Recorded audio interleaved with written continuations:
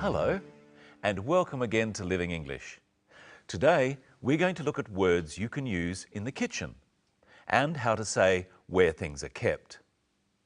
Remember in our last episode of Sisters and Brothers, Anne went to the doctor because she was feeling tense and having headaches. Now it's Friday, and she has arrived at Sarah's house to cook a Chinese meal for the family.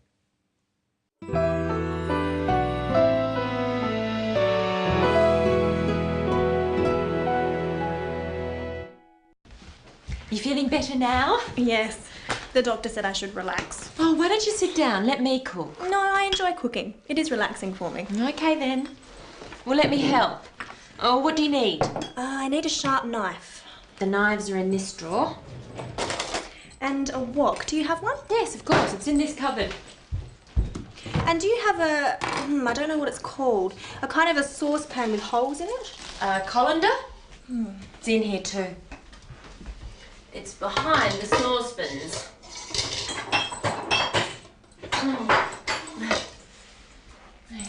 And I'll need a bowl. Large or small? Big enough to hold these prawns. Oh, yum. Prawns. I love prawns. How about this one? No, that's too big. I don't need one as big as that. This one? That's perfect. Okay, I'm ready. Let's start off today by revising some phrases we've looked at before on Living English. First, Sarah asks Anne a question. Are you feeling better now? Sarah is worried about Anne. She is showing her concern because she knows Anne was not feeling well. Try saying, "Are you feeling better now?" with Sarah. Are you feeling better now? Sarah wants to know if Anne is feeling better than she was feeling before. That is, not as bad as she was feeling before. Anne tells Sarah what the doctor told her to do. Yes, the doctor said I should relax. She is reporting what the doctor said. So she says, "The doctor said." The doctor told her to relax. So she says, "The doctor said I should relax."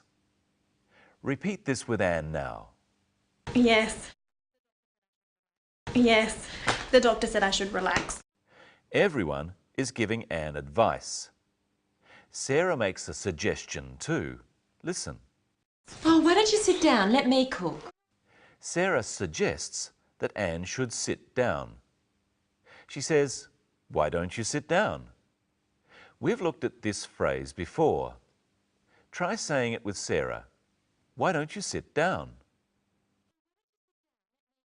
Oh, why don't you sit down? Let me cook. You can also use he or she, but when you do, you must say doesn't and not don't. Let's try some more. He, be more careful. Why doesn't he be more careful? She, let me help. Why doesn't she let me help? If someone asks you, "Why don't you do something?" they don't really want to know why you don't do it. They are suggesting that you do it. But be careful. "Why don't you?" can also be said rudely. Why don't you stop talking? Oh, okay. Oh, I'm sorry. That was rude. Well, yes, it was, Michelle. Why don't you say hello to our viewers? Hello, everyone. Did you hear how I said it? Why don't you stop talking?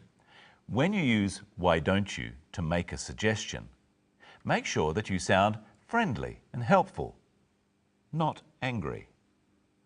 Why don't you tell our viewers what else we're going to do today? Well, we're going to look at things you might find in the kitchen. But first, let's watch again how Anne finds the things she needs in Sarah's kitchen. Oh, what do you need? I need a sharp knife. The knives are in this drawer. And a wok. Do you have one? Yes, of course. It's in this cupboard. And do you have a, I don't know what it's called, a kind of a saucepan with holes in it? Colander? It's in here too. It's behind the saucepans. We've looked before at words such as in and next to when giving directions. Here we're describing where things are in relation to one another. So Brenton, we have some common kitchen items here. We have a plate, a bowl and a cup. Can you tell me where they are using the words next to, behind and in front of? You help me first. Where's the cup? The cup is next to the bowl. Where's the plate? The plate is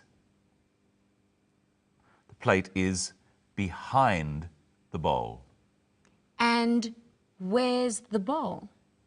The bowl is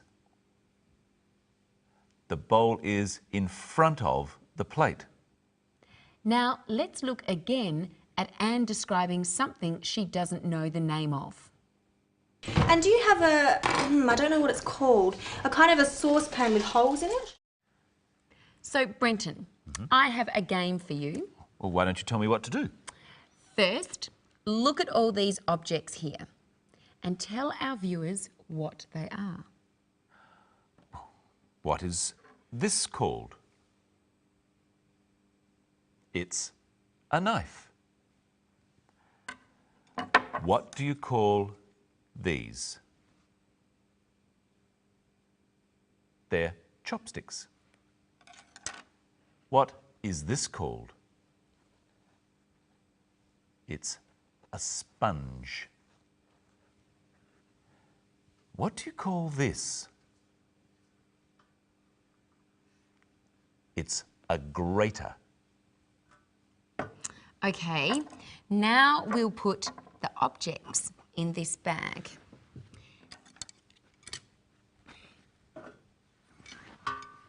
And I want you to reach in and describe what you feel. I'd better be careful. And at home, see if you can guess which object Brenton is describing. What's the first one?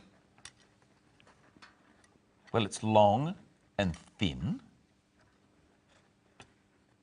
It's made of wood.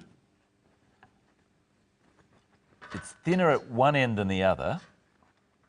Oh, and here's another one. Is the end sharp or blunt? It's blunt. It's chopsticks. What's next? Well, it's long. Oh, and has a point at one end. It has a sharp edge and a wooden handle. Yes, the handle is made of wood, I think. What is it? It's the knife. Are you all right? Oh, I think so. The next one is soft and bends. I can squeeze it. Which object is it? It's the sponge. Well done. Last one. It's made of metal. It has flat sides. The sides are very rough. You know what this is. It's the grater. So you can describe things by saying what they're made of. It's made of metal. They're made of wood. Or whether they're rough or smooth. Or their shape, round or square. Or whether they are hard or soft. sharp, or blunt? Now let's look once more at our story. Anne is asking Sarah for a bowl the right size. And I'll need a bowl. Large or small? Big enough to hold these prawns. Big enough to hold these prawns. If the bowl is too small, the prawns won't fit in it. Here we have 3 boxes and a ball. Which box is big enough to hold this ball, Brenton? Well, let's have a look. This one is too small. It isn't big enough. This one is also too small. It isn't big enough either.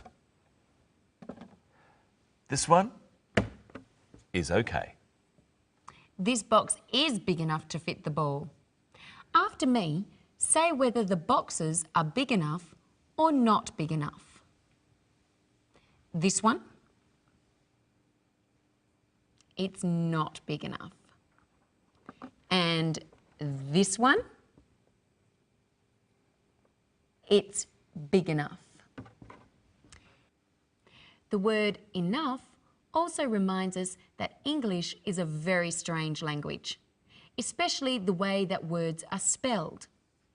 Brenton, tell me some words that have O-U-G-H in them. Well, there's though, that's a common one, and bought.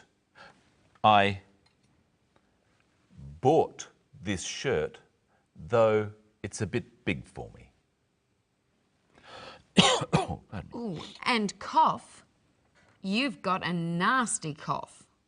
And through. Don't go through a red light. That's enough now. Oh, but there's more. I haven't been thorough. In English, we have to be careful because the way words are spelled doesn't always tell us how to pronounce them. Let's see one more part of our story for another useful expression. How about this one? No, that's too big. I don't need one as big as that. Anne says, I don't need one as big as that. What does she mean? She means that the bowl is too big. We use the word as twice with an adjective in between, as big as, when comparing things. She doesn't need a bowl that size. She needs a smaller one.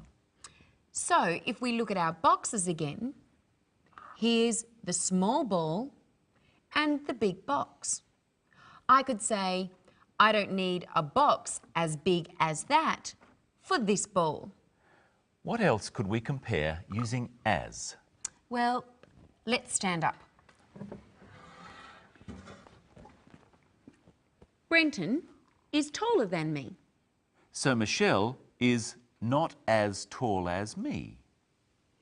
But as we've seen before on Living English, Brenton is not as beautiful as me. Says you. And that's all we've got time for today. We'll see you next time when we look at giving instructions.